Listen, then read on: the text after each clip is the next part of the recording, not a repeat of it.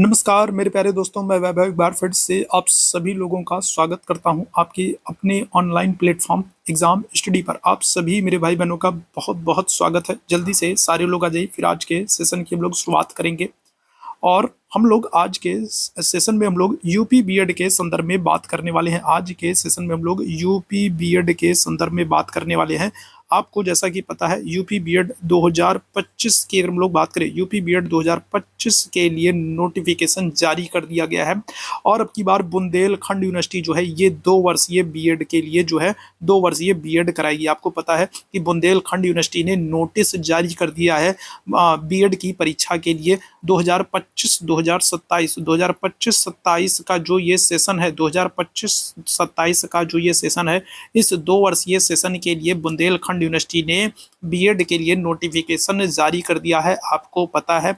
और जो आवेदन जो आपके बीएड के लिए जो आवेदन शुरू हो रहे हैं वो 15 फरवरी से शुरू हो रहे हैं। कब से? तो अगर हम लोग बात करेंगे तो बीएड के लिए जो आवेदन आपके शुरू हो रहे हैं वो 15 फरवरी से लेकर 15 मार्च तक चलने वाले हैं। ठीक है, 15 फरवरी से लेकर के 15 मार्च तक आपके बीएड के आवेदन जो है चलने वाले हैं। 1 महीने का आपको समय मिलेगा। बीएड जो है वो 2 वर्षीय होने वाला है। 2025-2027 के सेशन के लिए क्या हो जाएगा, तो बुंदेलखंड यूनिवर्सिटी के द्वारा नोटिस जारी कर दिया गया है मेरे प्यारे दोस्तों। तो आज के सेशन में हम लोग बात करने वाले हैं कि जब आप बीएड का फॉर्म भरने जाओगे तो आपको कौन कौन से डॉक्यूमेंट्स की जरूरत पड़ेगी और क्या क्या चीज़ें होनी चाहिए, तो उसके संदर्भ में हम लोग बात करने वाले हैं। तो जितने मेरे भाई बहन अभी तक सेशन को लाइक नहीं किए हैं, शेयर नहीं किए हैं, तो आप लोगों से निवेदन करूंगा कि सेशन को एक बार लाइक कर दीजिए, शेयर कर दीजिए। चैनल पर पहली बार है तो चैनल को सब्सक्राइब कर लीजिए और लास्ट तक बने रहिएगा, क्योंकि आपके सारे डाउट्स का मैं यहाँ पर निराकरण करने वाला हूँ, समाधान करने वाला हूँ। तो लास्ट तक बने रहना, ठीक है। चलिए, तो सबसे पहले अगर हम लोग बात करेंगे, जब आप बीएड का फॉर्म भरने के लिए जाओगे, तो क्या चीज़ें सबसे ज़्यादा ज़रूरत है, सबसे ज़्यादा ज़रूरी क्या है? तो सबसे ज़्यादा ज़रूरी ये है कि आपका ग्रेजुएशन क्या हो। तो आपका ग्रेजुएशन या तो कंप्लीट हो या तो आप लास्ट ईयर में हो। अगर आप ग्रेजुएशन लास्ट ईयर में हो या फिर आप अपियरिंग में हो, ठीक है, क्या हो, तो अगर हम लोग बात करें क्या हो, अगर अपियरिंग में हो या फिर आप लास्ट ईयर में हो तो आप बीएड का फॉर्म भर सकते हो। याद रखिएगा, अब मान लो आप सेकेंड ईयर में हो और आप सोचो बीएड का फॉर्म भर दो, तो नहीं, गलत है। याद रखिएगा, आप या तो थर्ड ईयर में हो, ठीक है, थर्ड ईयर या लास्ट ईयर या फिर अपियरिंग में हो या फिर क्या हो, या फिर आप पास आउट हो चुके हो, तो आप बीएड का फॉर्म भर पाओगे। पहली चीज याद रखिएगा, ठीक है, पहली महत्वपूर्ण चीज कि क्या हो, या तो आप लास्ट ईयर में अपियरिंग में हो तो भी आप बीएड का फॉर्म डाल सकते हो, और अगर आप पास आउट हो तो भी डाल सकते हो। अब यहाँ पर एक और महत्वपूर्ण चीज आपको याद रखनी है। जो जनरल कैटेगरी वाले हैं, ठीक है, कौन है, जो जनरल कैटेगरी वाले हैं और जो ओबीसी कैटेगरी वाले हैं, ध्यान से सुनिए मेरी बात को। जो जनरल कैटेगरी वाले हैं, जो ओबीसी कैटेगरी वाले हैं, उनके लिए आवश्यक है कि आपका ग्रेजुएशन में, स्नातक में 50% नंबर होना चाहिए। याद रखिएगा, ठीक है। अगर आप फॉर्म भरने गए हो बीएड का और आप जनरल कैटेगरी से हो, ओबीसी कैटेगरी से हो, तो आपके ग्रेजुएशन में कितने, ग्रेजुएशन में आपके 50% नंबर होने चाहिए। अगर 50% मार्क्स आपके नहीं है ग्रेजुएशन में तो आप बीएड का फॉर्म नहीं भर पाओगे, ठीक है। तो जनरल ओबीसी कैटेगरी वाले, आपका ग्रेजुएशन में कितना, 50% मार्क्स होना चाहिए। और जो एसटी कैटेगरी वाले हैं, आप ध्यानपूर्वक सुन लो कि आपके कितने, तो आपके ग्रेजुएशन में 45% मार्क्स होने चाहिए। याद रखिएगा, ठीक है। क्या होगा, तो अगर हम लोग बात करें जनरल ओबीसी कैटेगरी वालों के लिए 50% मार्क्स होने चाहिए ग्रेजुएशन में, और एससी एसटी कैटेगरी वालों के लिए 45% मार्क्स होना चाहिए, तभी आप क्या करोगे, तभी आप बीएड का फॉर्म भर पाओगे। पहली चीज, ठीक है। चलो, अब मान लो आपके 50% मार्क्स या फिर 45% मार्क्स है, तो आप क्या करोगे, तो आपकी आवेदन की प्रक्रिया शुरू होगी। अब जिनके इतने मार्क्स नहीं है, अब वो क्या करेंगे, तो उनके लिए मैं बाद में बताऊंगा, ठीक है। वो क्या करेंगे, तो उनके लिए मैं बाद में बताऊंगा कि जिनके ग्रेजुएशन में 50% मार्क्स नहीं है, या फिर जिनके एससी एसटी कैटेगरी के यहाँ 45% मार्क्स नहीं है, तो फिर वो क्या करें, तो उनको मैं बाद में बताऊंगा क्या करना है। अभी आगे सुनो, ठीक है। अब इसके बाद क्या होगा, आपका आवेदन का फॉर्म शुरू हो जाएगा। और आवेदन करते समय अगर हम लोग बात करें तो आपके पास आपकी जो डॉक्यूमेंट्स हैं वो सारे होने चाहिए। और एक बात आपको याद रखना है,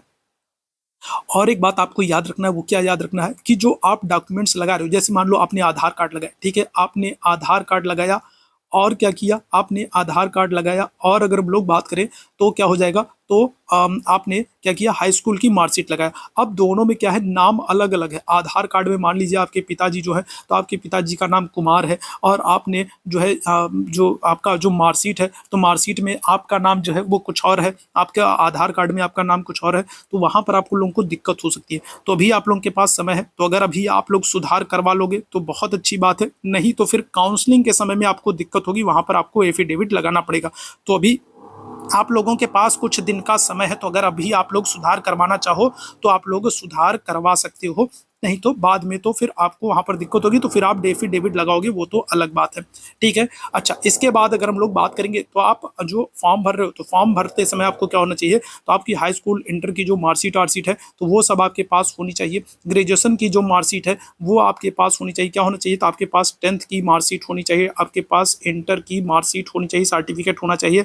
इसके अलावा अगर हम लोग बात करें तो ग्रेजुएशन का जो फर्स्ट ईयर सेकेंड ईयर है उसका आपके पास मार्कशीट होना चाहिए। ठीक है। साथ ही साथ अगर हम लोग बात करेंगे तो आप कास्ट, अगर कास्ट सर्टिफिकेट लगा रहे हो, जाति प्रमाण पत्र लगा रहे हो, तो वो भी आपके पास होना चाहिए। जनरल कैटेगरी वाले अगर ईडब्ल्यूएस लगा रहे हो तो उसका भी सर्टिफिकेट आपके पास होना चाहिए। साथ ही साथ अगर हम लोग बात करेंगे तो आपके पास क्या होना चाहिए, तो आपके पास डोमिसाइल सर्टिफिकेट भी होना चाहिए। याद रखिएगा क्या होगा, तो डोमिसाइल सर्टिफिकेट भी आपके पास होना चाहिए। साथ ही साथ आपके पास क्या होना चाहिए, आपके पास माइग्रेशन होना चाहिए। ध्यानपूर्वक फिर से सुन लो, सारी चीज़ें बता रहा हूँ, क्या क्या चीज़ें आपके पास होनी चाहिए।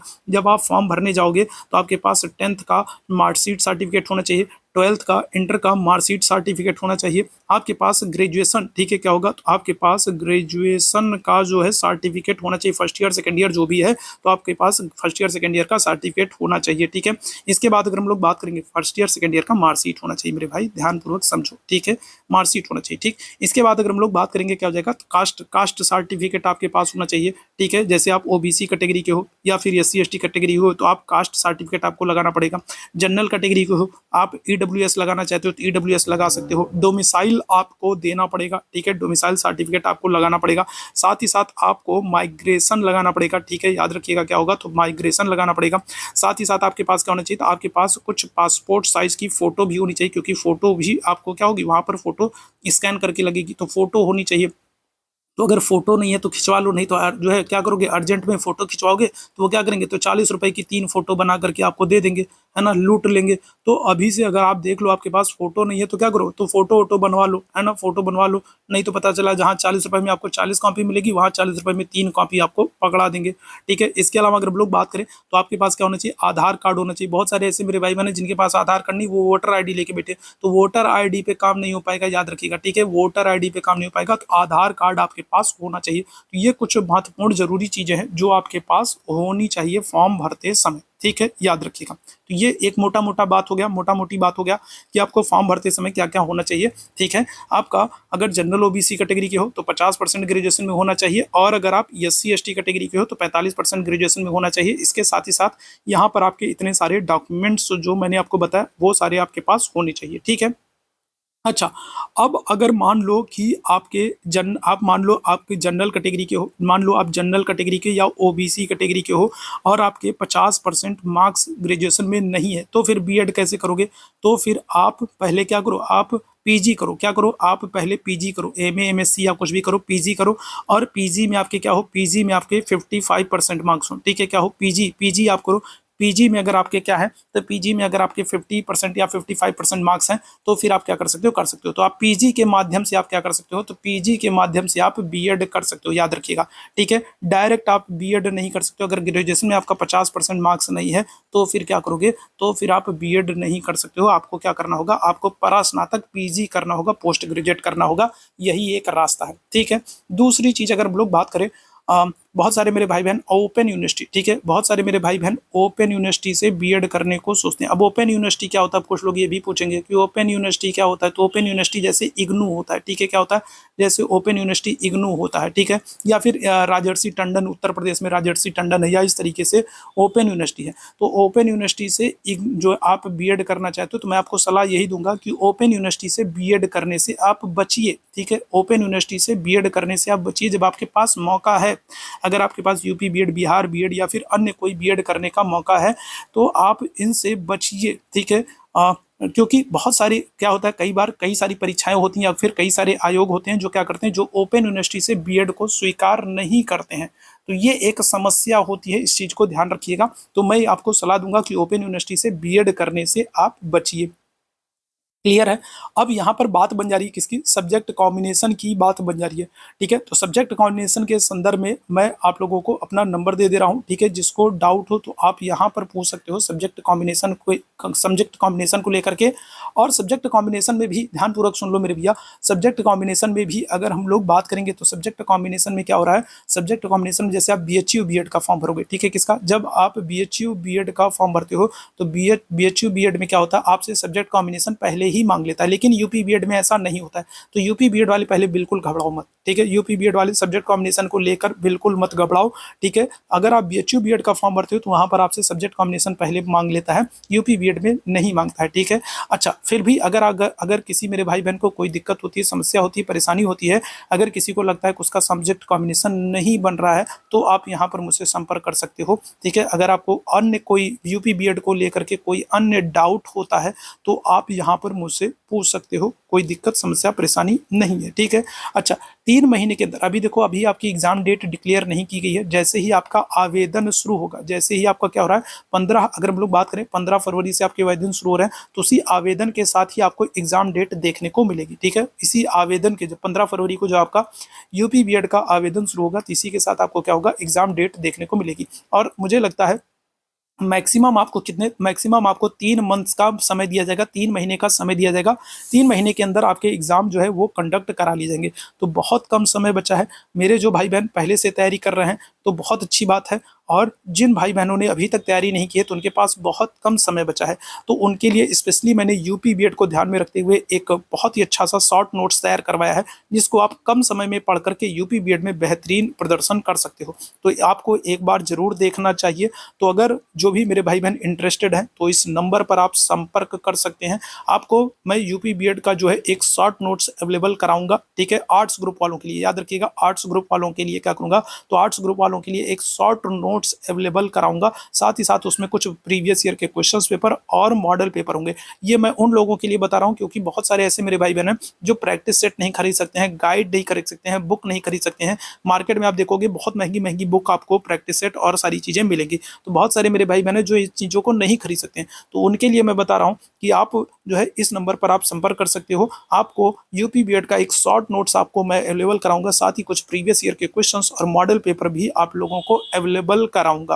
ठीक है, जो कि आपके लिए बहुत ही महत्वपूर्ण है और कम समय में आप यूपी बीएड में बेहतरीन तैयारी कर सकते हो। ठीक है, तो इस सारी चीज़ों को ध्यान रखना है, और चैनल को आप लोग लाइक और शेयर कर दो, और पहली बार हो तो सब्सक्राइब कर लो, ताकि जब भी हम लोग लाइव आते हैं तो उसकी नोटिफिकेशन आपको मिल जाया करे।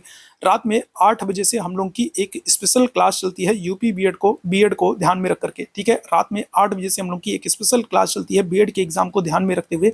तो वहाँ पर आप जुड़ना ना भूला करिए।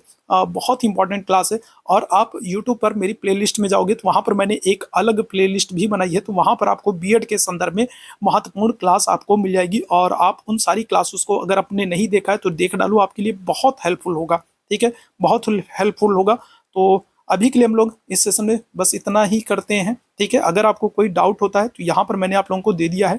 ठीक है, यहाँ पर मैंने आप लोगों को अपना नंबर दे दिया है, आप यहाँ पर संपर्क कर सकते हो। साथ ही साथ चैट बॉक्स में आपको टेलीग्राम का लिंक दिख रहा होगा, टेलीग्राम चैनल से नहीं जुड़े हो तो वहाँ पर आप जुड़ जाइएगा। ठीक है, और अभी के लिए हम लोग बस इतना ही करेंगे। थैंक यू सो मच आप सभी लोगों को मेरे साथ जुड़ने के लिए। उम्मीद है सेशन आप लोगों को पसंद आया होगा, जानकारी आपको पसंद आई होगी। कोई डाउट है तो आप बिल्कुल निसंकोच आप पूछ सकते हैं। फॉर्म को भरते समय आप सावधानी बरतिएगा, जल्दीबाजी में कोई गलती मत करिएगा, क्योंकि आपकी छोटी छोटी गलतियां जो हैं वो बाद में काउंसलिंग के समय आपको बड़ी दिक्कत दे सकती हैं। तो अपना नाम भरते समय, पिता का नाम भरते समय, कैटेगरी भरते समय या फिर डॉक्यूमेंट सबमिट करते समय आप चीज़ों को विशेष रूप से ध्यान रखिएगा।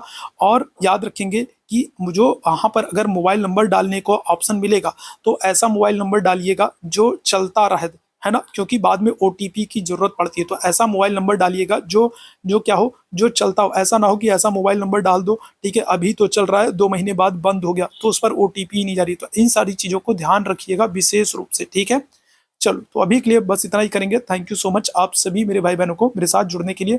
आप लोग अपनी बीएड की तैयारी शुरू कर दें। आप लोगों के लिए बहुत बहुत शुभकामना, और यही कामना करूंगा कि आप सभी का सरकारी कॉलेज में हो जाए। ठीक है, चलो थैंक यू सो मच आप सब लोगों को मेरे साथ जुड़ने के लिए। Thank you so much.